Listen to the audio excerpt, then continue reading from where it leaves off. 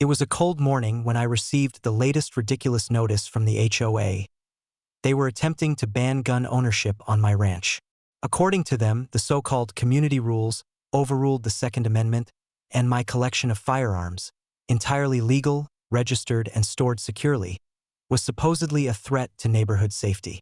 I stared at the document for several seconds, incredulous. Karen's handwriting scrawled across the margins, threatening fines and legal action if I did not surrender my weapons immediately.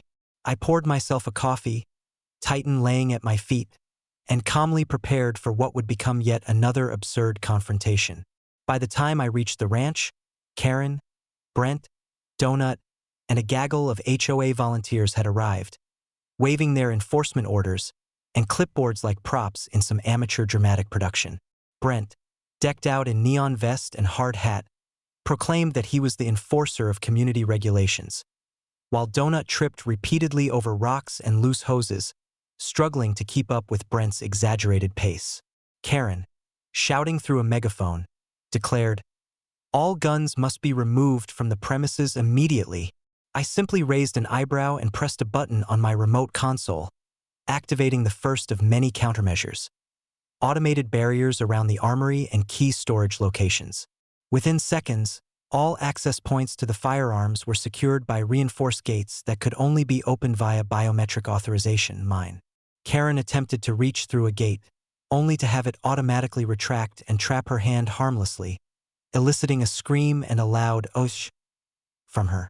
Brent tried to assert authority by approaching the side entrance, only to trigger motion-activated sprinklers. Within seconds, water shot from concealed hoses, soaking him completely and making it impossible to advance. Donut, attempting to help, slipped in the mud and fell into a strategically placed hay bale, scattering debris everywhere. Meanwhile, I calmly walked toward the barn where the firearms were stored, Titan following silently.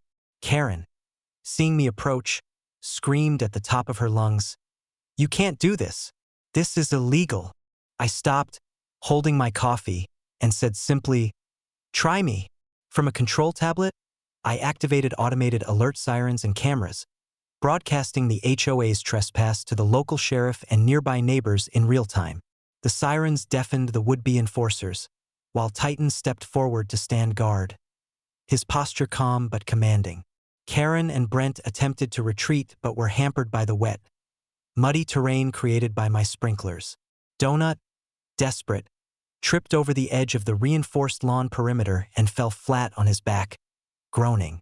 By this time, officers arrived, responding to the alerts from my automated systems.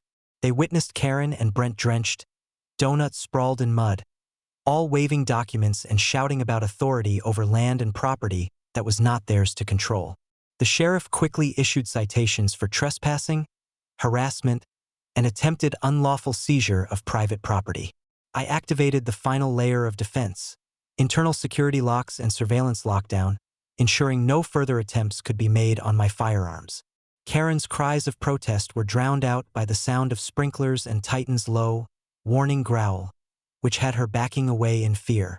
Brent attempted to argue, but the sheriff ignored his claims, reviewing the footage that clearly showed their repeated trespasses, harassment, and failed attempts to enforce rules they had no authority over.